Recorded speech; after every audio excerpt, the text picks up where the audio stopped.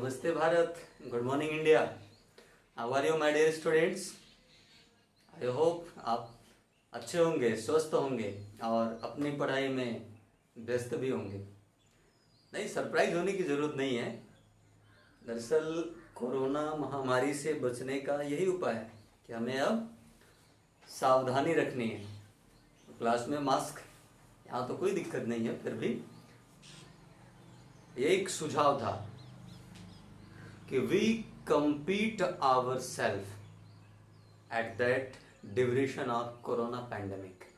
We compete ourselves, we don't compete any other. हमें स्वयं से लड़ना है। इसीलिए तो मैं कहता हूँ कि त्यागे अपने मन से निराशा, खुद से लड़ते जाएं, कर्म और कौशल से अपने आगे बढ़ते जाएं। तो वेलकम बैक। तो डियर स्टूडेंट्स, पिछली क्लास में हमने आपको बताया था कि केमिस्ट्री में 5 चैप्टर्स हैं। 5 चैप्टर्स में पहला chapter chemical reaction and equation. Chemical reaction and equations में कितने टॉपिक्स पढ़ने हैं, कितने पॉइंट्स थे, वो हमने आपको बताया था। आज उसकी एक पॉइंट्स की चर्चा हम करते हैं। तो डियर स्टूडेंट्स, आइए लेट अस स्टार्ट। तो सबसे पहले डियर स्टूडेंट्स हमने बात किया था एटम। तो कई बार आप देखे होंगे, जाने होंगे, समझे होंगे कि जब हम मैथमेटिक्स की शुरुआत करते हैं, व्हेन वी स्टार्ट मैथमेटिक्स को सीखना प्रारंभ करते हैं तो इसकी स्टार्टिंग डिजिट से होती है। जब हम बायोलॉजी की स्टार्ट करेंगे तो उसकी स्टार्टिंग सेल से करते हैं। सिमिलरली जब हम केमिस्ट्री को स्टार्ट करते हैं तो एटम से करते हैं। That is atom is a very smallest particle. Everything which is made up of very tiny particles in the universe. तो डियर स्टूडेंट्स, इस यूनिवर्स में जो कुछ भी है वो बहुत छोटे छोटे पार्टिकल से मिलकर के बने हैं। उसी पार्टिकल को ही हम क्या बोलते हैं? एटम। तो here is definition: everything in the universe which is made up of very tiny particles called atom. Clear? तो जो कुछ भी आप देख रहे हैं उसका जो सबसे छोटा पार्ट है, but atom we don't see our naked eyes. हम उसको अपने इस आंखों से नहीं देख सकते हैं, हमें माइक्रोस्कोप की जरूरत पड़ेगी। तो आइए आगे बढ़ते हैं। एग्जाम्पल्स के रूप में hydrogen atom, oxygen atom, nitrogen atom, there are the lot of. आगे हम इसकी चर्चा करेंगे। बट डियर स्टूडेंट्स, अगर हम एक सिंपली वे में कहें कि जो साइंटिस्ट होते हैं ये बहुत ही इंटेलिजेंट तो होते ही हैं, साथ साथ अपने आप को उस कार्य के लिए समर्पित कर देते हैं जिस काम को ये अपने हाथ में लेते हैं। एटम को जब इंट्रोड्यूस करना हुआ तो एक भी ऐसे साइंटिस्ट नहीं होते थे जो एक दूसरे का विरोध करते हैं, एक दूसरे के रिस्पेक्ट के साथ आगे बढ़ते हैं। जैसा कि डाल्टन्स एटॉमिक थियरी कहते हैं, क्लास 9th में आपने पढ़ा होगा कि एटम्स आर इनडिविजिबल। इसको डिविजिबल नहीं किया जा सकता। बट आपको पता है एटम्स में भी 3 फंडामेंटल्स पार्टिकल और होते हैं: इलेक्ट्रॉन, प्रोटॉन, न्यूट्रॉन। कई और होते हैं बट ये 3 फंडामेंटल हैं। तो जे टॉमसन, रदरफोर्ड एंड चैडविक, ये 3 वैज्ञानिक थे जिन्होंने इसकी इन्वेंशन किया। तो जे टॉमसन साहब भी, इन्होंने भी यही कहा कि एटम इज इनडिविजिबल। ये इनडिविजिबल है बट ये भी किससे मिलकर के बने हैं? इलेक्ट्रॉन। दैट इज फंडामेंटल, मूलभूत होते हैं। अंडरस्टूड? तो सो दैट इन एटम ये also electron, proton and neutron से मिलकर के बने होते हैं। क्लियर? Very good. तो इलेक्ट्रॉन की खोज किया था जे टॉमसन ने, प्रोटॉन की खोज किया था रदरफोर्ड ने, और न्यूट्रॉन की खोज किया था जेम्स चैडविक ने। Very good. Next dear students, elements. Atom किससे मिलकर के बने हैं? इलेक्ट्रॉन, प्रोटॉन, न्यूट्रॉन से। अब एटम से मिलकर के क्या बनते हैं? Element. Means the combination of two और more atoms combines by the chemical process, यानी जब कोई भी एटम दो हो या दो से अधिक हो वो कंबाइन करते हैं तो एलिमेंट बनते हैं. Here is an element is constituted by the same type of atoms or the groups of atoms which are in identical are called element. Means dear students, जब दो एटम्स आपस में कंबाइन होते हैं, दो से अधिक भी हो सकते हैं, बट वो आइडेंटिकल होने चाहिए, सेम होने चाहिए. जैसे किसी एक स्कूल के स्टूडेंट होते हैं तो सिंपली हम बोलते हैं कि वो इस स्कूल के स्टूडेंट हैं. क्लियर? लाइक दिस, अगर जैसे कोई जीआई सेंटर कॉलेज में पढ़ रहा है तो सिंपली बोलते हैं कि ये जीआईसी के स्टूडेंट हैं. कोई सरोज विद्या शंकर इंटर कॉलेज में पढ़ रहा है तो बोलते हैं ये सरोज विद्या शंकर इंटर कॉलेज के स्टूडेंट. स्टूडेंट तो है बट वो पार्टिकुलरली एक स्कूल को बिलोंग करते हैं. अंडरस्टूड? तो ऐसे ही एटम तो होते हैं लेकिन जब वो आइडेंटिकल होते हैं, सेम ही एटम होते हैं और कंबाइन करते हैं केमिकल प्रोसेस के द्वारा, उसको क्या बोलते हैं? एलिमेंट. क्लियर? अब जैसे हमने हाइड्रोजन की बात किया था, हाइड्रोजन इज एलिमेंट. अब आप कहेंगे सर एलिमेंट है कि एटम है? डियर स्टूडेंट्स, हाइड्रोजन का केवल एक पार्टिकल निकालेंगे तो वो एटम है, लेकिन कई हो जाएंगे तो that is element. Understood? Here is hydrogen जिसके डिनोट करते हैं H2, H से oxygen O, zinc Zn, aluminium Al, etc. ऐसे बहुत सारे एलिमेंट्स होते हैं. Understood? Very good. Dear students, next है मॉलिक्यूल. अब एलिमेंट्स, एटम कंबाइन होकर के एलिमेंट बना तो एलिमेंट कंबाइन होकर के क्या बनेंगे? मॉलिक्यूल्स. तो आइए डेफिनेशन क्या है इसकी? A molecule is a group of two or more atoms which are chemically bonded to each other. Molecules may have atoms of same or different element. Means जब molecules दो या दो से अधिक एटम्स भी हो सकता है, एलिमेंट्स भी हो सकता है, कंबाइन करते हैं तो वो मॉलिक्यूल्स बनाते हैं. क्लियर? अब वो एटम या एलिमेंट्स सेम भी हो सकते हैं और डिफरेंट भी हो सकते हैं. क्लियर? Very good. तो डियर स्टूडेंट्स, अब इसका एग्जांपल्स है H2O, water.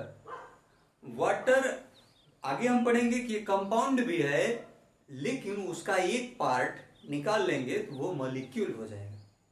Clear? Very good. तो NaCl, sodium chloride, HCl, hydrochloric acid, etc. ऐसे बहुत सारे हैं, वो मॉलिक्यूल्स होते हैं. Understood? Next, compound. Compound is group of two or more different elements which are chemically bonded to each other. यानी compounds भी क्या होते हैं?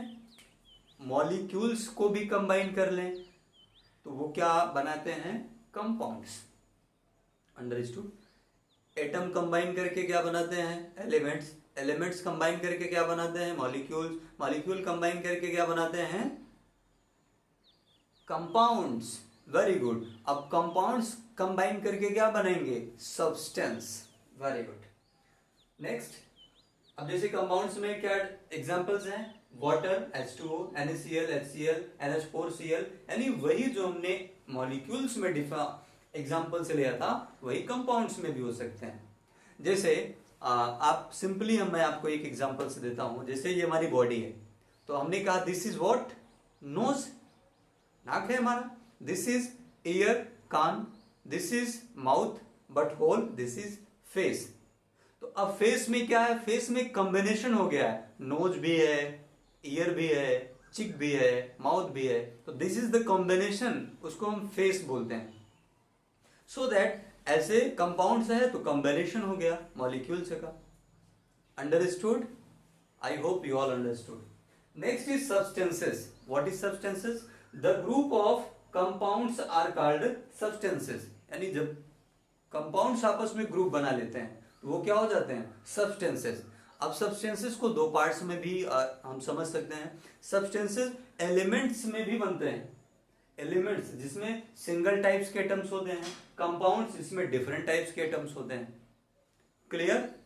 तो अभी हमने देखा इलेक्ट्रॉन प्रोटॉन न्यूट्रॉन से मिलकर के एटम बना है, एटम से कंबाइन होकर के एलिमेंट्स बना है, एलिमेंट्स से कंबाइन होकर के मॉलिक्यूल्स बने हैं, और मॉलिक्यूल्स कंबाइन होकर के कंपाउंड्स बने हैं, कंपाउंड्स कंबाइन होकर के सब्सटेंस बने हैं।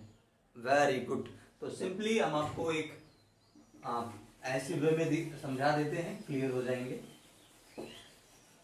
तो ये आप इसके डेफिनेशंस पिछली कक्षा में भी क्लास में आपने पढ़ा होगा, और ये आपको जानकारी रखने की जरूरत थी, इसलिए मैंने बताया, क्योंकि इस चैप्टर्स में आपको केमिकल रिएक्शन एंड इक्वेशन कैसे दो एटम्स आपस में कंबाइन करते हैं ये सीखना है। तो जब एटम्स के बारे में, एलिमेंट्स के बारे में, कंपाउंड्स के बारे में, मॉलिक्यूल्स के बारे में, सब्सटेंस के बारे में हम जानकारी रखेंगे, तभी तो केमिकल रिएक्शन एंड इक्वेशन को अच्छे से समझ पाएंगे। तो डियर स्टूडेंट्स, हमने कहा कि इलेक्ट्रॉन प्रोटॉन न्यूट्रॉन, इससे मिलकर के क्या बना है? एटम, एटम से मिलकर के एलिमेंट्स, एलिमेंट्स मिलकर के मॉलिक्यूल्स, मॉलिक्यूल मिलकर के कंपाउंड्स, कंपाउंड्स मिलकर के सब्सटेंस, सब्सटेंस मिलकर के matter. Clear? These are fundamental particles. Fundamental particles ये मिलकर के एटम बनाते हैं, एटम मिलकर के एलिमेंट बनाते हैं, एलिमेंट्स मिलकर के मॉलिक्यूल्स, मॉलिक्यूल्स कंपाउंड बनाते हैं, कंपाउंड्स का कॉम्बिनेशन हो जाता है तो सब्सटेंस बनते हैं, सब्सटेंस को कॉम्बिनेशन हो जाता है matter. Everything's you can see, आप देख सकते हैं इस यूनिवर्स में जो कुछ भी आपको अपनी आंखों से दिखाई देता है दैट इज मैटर। अब वो मैटर किससे बने हैं? सब्सटेंस से। सब्सटेंस किससे बने हैं? कंपाउंड से। कंपाउंड किससे बने हैं? मॉलिक्यूल से। मॉलिक्यूल किससे बने हैं? एलिमेंट से। एलिमेंट्स किससे बने हैं? एटम से। एटम किससे बने हैं? Electron proton neutron. और अंतिम खोज हो गई है हिग्स बोसोन साहब ने खोज किया है गॉड पार्टिकल। तो हमने शुरुआत में ही कहा था ना कि nothing is impossible in the world, we teach us science. तो सो आई होप आपको ये समझ में आया होगा। तो कोरोना महामारी से पूरा विश्व संघर्ष कर रहा है, भारतवर्ष भी कोरोना महामारी से लड़ रहा है, हम सब भी उसके एक आम हिस्सा हैं। तो डियर स्टूडेंट्स, अब लॉकडाउन 4 के रूप में हमारे सामने है। इसमें कुछ नियम, शर्तें, रूल एंड रेगुलेशंस हैं जिसको हमें फॉलो करना ही है अपनी सुरक्षा के लिए, अपने घर परिवार की सुरक्षा के लिए, साथ ही साथ अपने राष्ट्र की सुरक्षा के लिए। तो आइए इसमें हम कुछ नया रचनात्मक करते हैं। तो इस लॉकडाउन को कैसे हम बेहतर कर सकते हैं? तो हमने तो एक नया प्रयोग किया। यह 14 दिन हम समर्पित करते हैं सेवा काम के लिए। अब आप किसकी सेवा कर सकते हैं? अपने घर में अपने माँ बाप की सेवा करिए, क्योंकि आप वृंदावन, जब हम सोचते हैं कि लॉकडाउन समाप्त होगा कि तीर्थ स्थल पर जाते हैं, क्यों जाते हैं? क्योंकि उनको भी हम अपनी माँ बाप के रूप में मानते हैं। कैसे? त्वमेव माता च पिता त्वमेव। समझ में आ गया? तो ईश्वर को भी हम माँ बाप के रूप में मानते हैं, लेकिन ईश्वर के रूप में जब माँ बाप हमारे घर में ही है तो उनकी सेवा, या 14 दिन माँ बाप की सेवा के लिए भी हम समर्पित करते हैं। बहुत अच्छा समय है हमारे पास। भगवान राम ने 14 वर्ष के लिए वन को त्याग दिया था माँ बाप के वचनों को पूरा करने के लिए। अब हमारे पास 14 दिन समय है माँ बाप की सेवा करने के लिए। इसलिए मैं ये कहता हूँ कि आप वृंदावन जाएंगे तो राधे श्याम मिलेंगे, अयोध्या में जाएंगे तो सीताराम मिलेंगे, लेकिन माँ बाप की शरण में जाएंगे तो चारों धाम मिलेंगे। तो माँ बाप की सेवा करिए, उनकी शुश्रूषा कीजिए, उनसे आशीर्वाद लीजिए, उनसे संस्कार ग्रहण कीजिए, आगे बढ़िए। बस इतना ही निवेदन करेंगे कि माँ बाप के उपकार को पूरा कर नहीं सकते, एहसान है इतने जो कभी भर नहीं सकते, जीवन में कभी भूल से भी न इनको रुलाना,